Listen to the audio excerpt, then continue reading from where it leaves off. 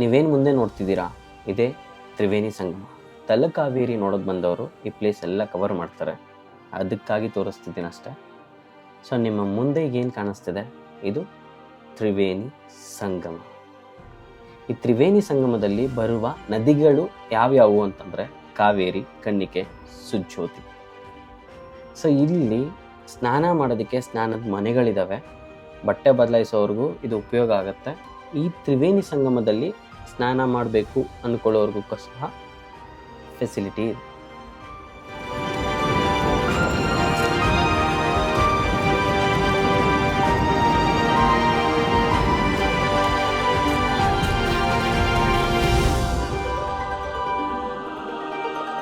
ತ್ರಿವೇಣಿ ಸಂಗಮದ ಪಕ್ಕದಲ್ಲೇ ಬಗಂಡೇಶ್ವರ ದೇವಾಲಯ ಇದೆ. ಇಲ್ಲಿ ದರ್ಶನ ಮಾಡ್ಕೊಂಡು ಹೊರಟ್ರೆ 8 ಕಿಲೋಮೀಟರ್ಗಳು ತಲಕಾವೇರಿ ಸಿಗುತ್ತೆ. ಹಲೋ ಫ್ರೆಂಡ್ಸ್, ತಲಕಾವೇರಿಗೆ ಬಂದಿದೀವಿ ಈಗ. ತಲಕಾವೇರಿ ಏನು ಕಾಣಿಸ್ತಿಲ್ಲ, ಬರ್ರಿ ಫಾಗು ತುಂಬೋಗಿದೆ. ಸೊ ಫಾಗು ಈ ತರ ನೇಚರ್ ಇಷ್ಟಪಡೋರ್ಗೆ ಮಾತ್ರ ಸಿಕ್ಕಾಪಟ್ಟೆ ಒಳ್ಳೆ ಪ್ಲೇಸ್. ಬರೋರು ಮಿಸ್ ಮಾಡ್ದಿರಾ ರೈನ್ ಕೋಟು ಈ ತರದ್ ಏನಾದ್ರು ತಗೋಬೋದಕ್ಕೆ ಟ್ರೈ ಮಾಡಿ ಮ್ಯಾಕ್ಸಿಮಮ್. ಇಲ್ಲ ಅಂತಂದ್ರೆ ಮಳೆ ಯಾವಾಗ ಆಗುತ್ತೆ ಇಲ್ಲ ಅಂತ ಹೇಳಕ್ಕಾಗಲ್ಲ, ಆಫನ್ಲಿ ಆಗ್ತಾ ಇರುತ್ತೆ. ಫಾಗು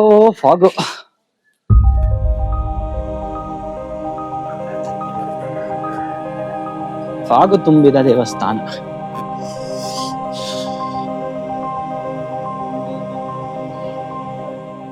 ಫಸ್ಟ್ ವಿಘ್ನೇಶ್ವರರನ್ನು ನೋಡೋಣ, ನಂತರ ಅವರ ತಂದೆಯನ್ನು ನೋಡೋಣ, ನಂತರ ಉಗಮ ಸ್ಥಾನ ನೋಡೋಣ.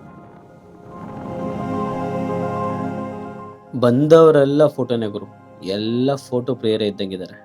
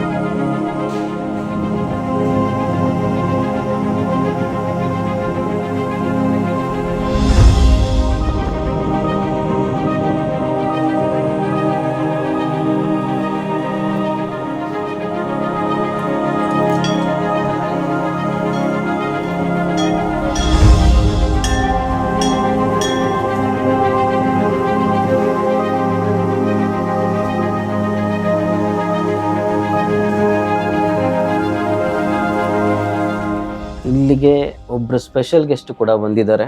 ನನಗಂತೂ ಯಾರಂತ ಗೊತ್ತಿಲ್ಲ, ನಿಮಗೆ ಗೊತ್ತಿದ್ರೆ ಹೆಸರು ಕಮೆಂಟ್ ಮಾಡಿ. ಈ ಪ್ರದೇಶದಲ್ಲಿ ಮಾತ್ರ ಫೋಟೋಸ್ ವಿಡಿಯೋಸ್ ಮಸ್ತಾಗಿ ಬರುತ್ತೆ. ಇದಕ್ಕೆ ಒಂದೇ ರೀಸನ್, ಇಲ್ಲಿರುವಂತಹ ವಾತಾವರಣ.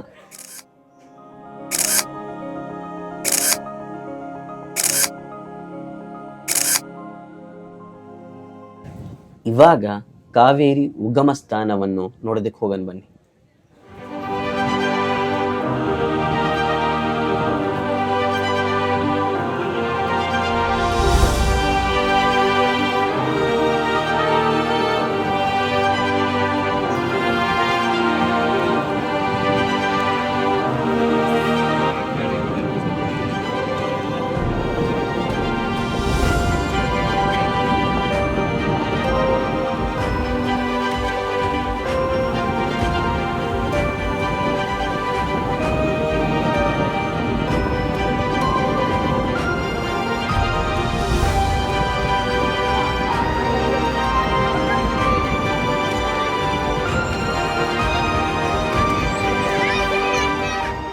ನೀವೇನು ನೋಡ್ತಿದ್ರ ಮೆಟ್ಟು ಇಳ್ಕೊಂಡು ಕೆಳಗೋದ್ರೆ ಒಂದು ಅದ್ಭುತವಾದಂಥ ಫೌಂಟೇನ್ನ ನೋಡ್ಬೋದು ಹತ್ತಿರದಿಂದ.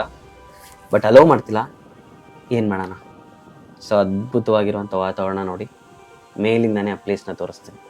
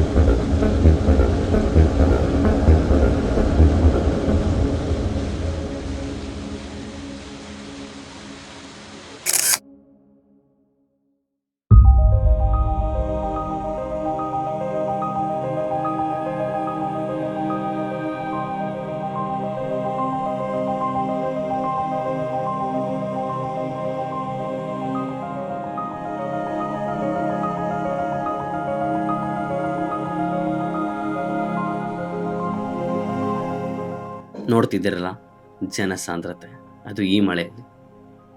ಅದ್ಭುತವಾದ ಜಾಗಕ್ಕೆ ಅಷ್ಟು ಮಾತ್ರ ಇರಬೇಕು. ಬರ್ತಿರೋರಿಗೆ ಈ ಜಾಗ ಇರಲಿ, ಬರ್ತಿರ್ಬೇಕಾದ್ರೆ ಮಳೆ ಇರಲಿ, ಬಿಸಿಲಿರಲಿ, ಚಳಿ ಇರಲಿ, ವಾತಾವರಣ ಅನ್ನೋದು ಎಷ್ಟೇ ಕಷ್ಟಕರವಾಗಿರಲಿ, ನಾವಂತೂ ನುಗ್ತಾ ಇರೋದೆ.